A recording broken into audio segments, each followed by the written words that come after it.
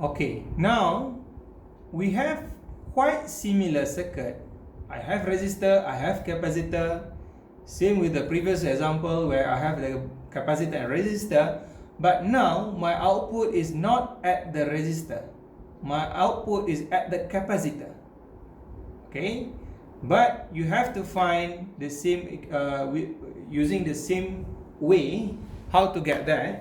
So let's see if I can draw at the whiteboard. Wait a moment. Now I have resistor and capacitor. I have resistor and capacitor like this, and okay, just draw like this. Okay, so remember that when you want to get the transfer function, I have to replace everything. Resistor maintain as it is, okay, maintain as resistor. Capacitor, you should replace this with 1 over j omega c. If inductor, we don't have inductor, but inductor j omega l. But since we don't have this, you just ignore this. So by using the voltage divider, again we use the voltage divider. This is the V out that, okay, the question asks you to get. V out over V in. So my V out over V in. So before that, you must know what is voltage divider. So again, we use the voltage divider. Okay, so voltage divider, my V out here, V out at this point across the capacitor, across the capacitor, this is a symbol of capacitor, it should be capacitor. Okay, across the capacitor is equal to impedance here, 1 over j omega c, divide with total impedance.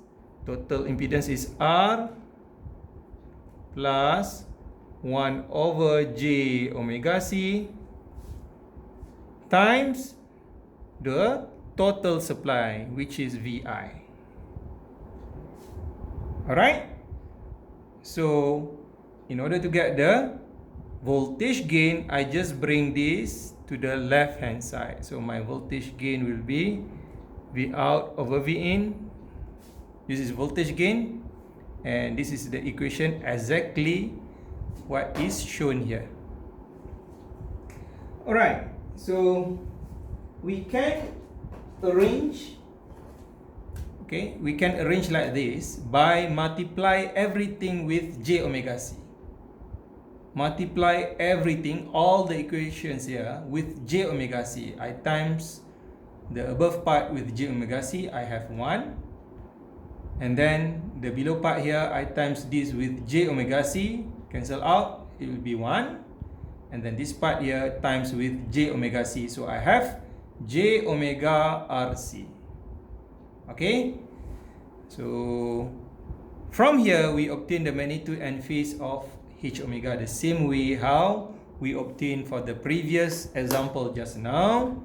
So I have h is equal 1 over, okay, I take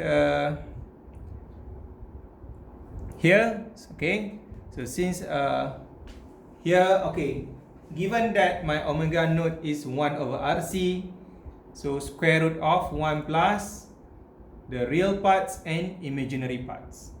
Okay, the same way how we tried to understand the previous example.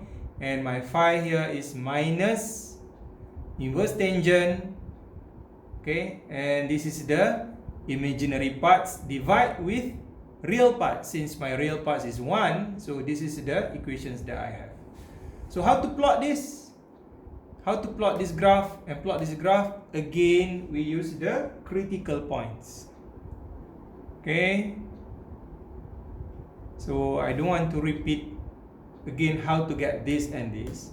You can use the equation, the previous equations in the previous slides, and replace with the critical points when omega is 0, omega is infinity, omega is omega naught. Okay, in order to get h and phi. H and phi, h and phi. How to get all the h and phi? Using the equations just now. Which one? These equations, h and phi.